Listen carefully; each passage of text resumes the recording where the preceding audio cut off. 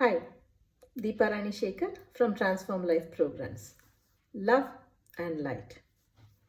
So, friends, how many of us feel that life has changed big time from 2020? Probably January was normal for most of us. February, we heard things were not normal in some parts of the world. But by March, we understood things are not okay even in the cities that we live. And by now, mid year of 2020, everywhere around us, in our own homes, in our own communities, we know that there is danger lurking. And how often can we run from that? How much can we keep running? So, again, how do we face certain things? The first thing is work on your immunity. Immunity, when I say, it's not just the physical immunity, your mental strength, your emotional strength. Work on that and keep yourself so strong. Anything or anybody shouldn't be able to stop you. And how many of us feel life is not going to be the same again? Things are going to change big time. Forget everything else. When we go out, the mask, especially for people who wear spectacles, the mask is such a difficult thing because the glass starts fogging. I wish there was a wiper on my spectacles, but unfortunately, there are no spectacles with wipers. All right, so it's so difficult, and sometimes I feel it's suffocating to have a mask. But again, it's mandatory to mask yourself when you meet people or when we go out. So, what do we do in this circumstances? How do we get over this? Sometimes when I see my friends, I wonder why aren't they smiling at me? Then I realize I'm smiling, but they can't see it because the lips that smiles is masked. So if you want people to notice your smile, you should really be radiating enough for the smile to glow through your eyes and for the other person to perceive the warmth of your smile. It should radiate in your eyes. Only then your smile will be noticed, friends. So, yeah, sometimes we feel a sense of loss. Children are missing school. It used to be so exciting to buy the uniform, bind the books, look up the syllabus, buy a new school bag, school shoes, and prepare the child to go to school. Not just the child, the parents also prepare for the new academic year. Teachers prepare, the school management prepares. A lot of things go on. Office. How many people are missing going to office, meeting people, colleagues, friends, hanging out in the canteen, traveling together in carpool or the company bus? How much are we missing all this? How much are we missing the physical touch, a hug, a smile, a handshake? Lots. We are missing all that. A lot. So, and we feel things might not get back to the normal, not soon enough. So sometimes things change. We don't know why, but change is a way of life. In one of my previous videos, I have spoken about the eagle and its second life, where it pulls out its feathers, pulls out its claw, talons, and its beak, breaks its beak, and develops a new beak, new talons, and new feathers, and then it lives for 40 years more, or it has to die a painful death because its wings become too thick and it cannot flop. It cannot fly very high.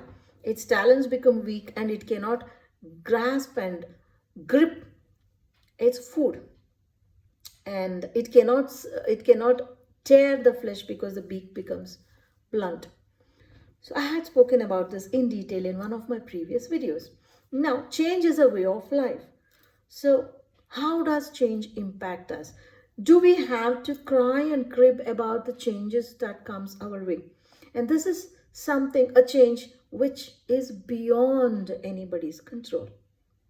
It's beyond anything we can do except handle it, keep ourselves safe, and just keep moving with a smile, with or without a mask. Okay, let me tell you a story. Have you heard of Franz Kafka? Franz Kafka was a Bohemian writer, German speaking Bohemian writer, a very towering literary figure.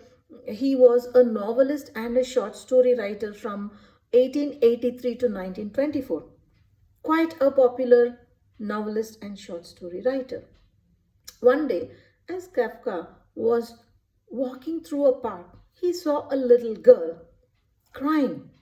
He stopped and asked the little girl why she was crying. She said she had lost her doll. You know how fond little girls are of their dolls, how possessive they are, how much it means to them. So that's what the little girl said. So Kafka said, "Come here tomorrow. Let me see if I can get any information about your doll." And next day, the girl was waiting for Kafka. Kafka came. He didn't have the doll, but he came with a letter. And in the letter, he read that letter out to the little girl. He read it out saying, "I felt bored and I am going on a little tour to explore the world, and I will come back to you someday. And your little doll," is what the letter was. He said, "Your doll has sent this letter through me," and gave the letter to the girl. And this happened every day. Kafka would come with a letter, read the letter, and read about the many adventures the doll was having in different parts of the country, different parts of the world, and hand over the letter to the little girl. This happened for almost a year. By the end of the year, Kafka came with a doll and said the doll has written one last letter saying, "I'm coming back tomorrow." And he came with the doll. And the girl said, "But this doesn't look like my doll."